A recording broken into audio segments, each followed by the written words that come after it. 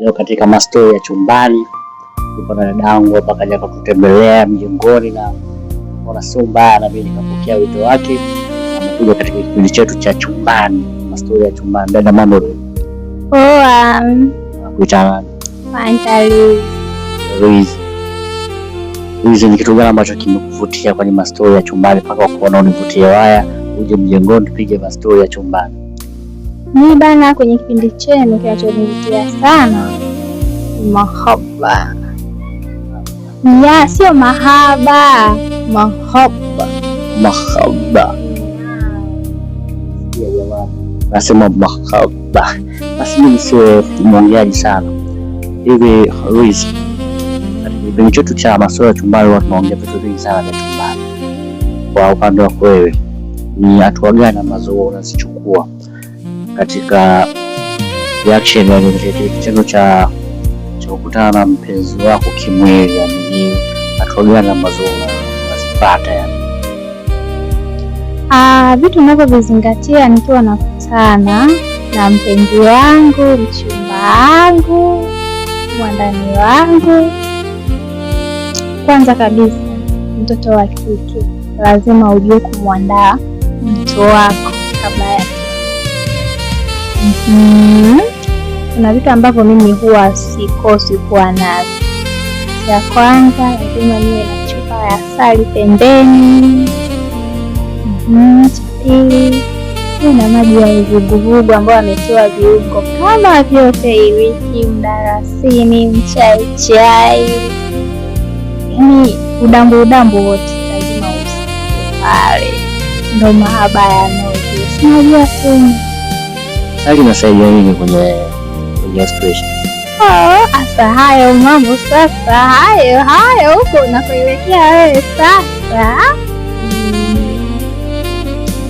Asali inaleta ladha kwenye tendo, hiyo ukitaka kujua jinsi ya kuitumia sasa, ili mtafute binafsi private.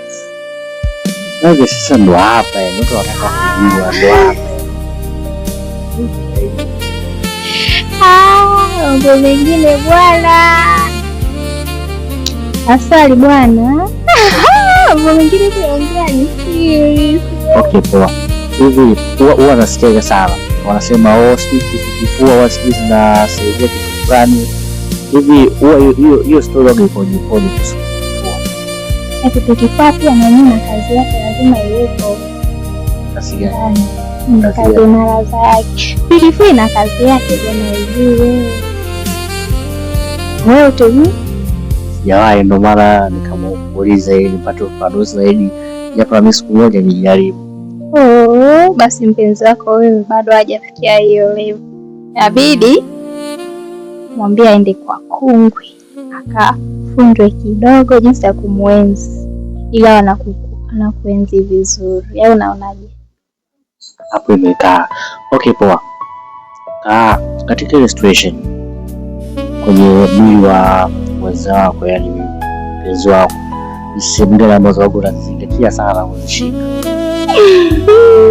Napenda kushika ndevu, lazima uwe na ndevu kidogo hivi, zina chachu yake, zina balaa lake bwana. Hizi vipi? Zako bado zinaanza. Mimi bado sana. Wewe bado. Mimi napenda mwenye sharubu, yaani sharubu lewa ndevu, neno ndevu, yaani uwe na ndevu. Hizi zako ni visharubu, bado hajafikia hatua ya kuwa tofauti ya sharubu na ndevu. Sharubu ni vidogo, bado havijachachuka. Ndevu sasa ndo zilizochachuka, zina balaa lake. Sasa hivi ukiviona tu lazima umke kidogo. Lizi anatupa uovu ambao sije kupata katika mastori ya chumbani. Mimi sio mchoro sana. Lizi, ushawahi kusalitiwa kwenye mapenzi?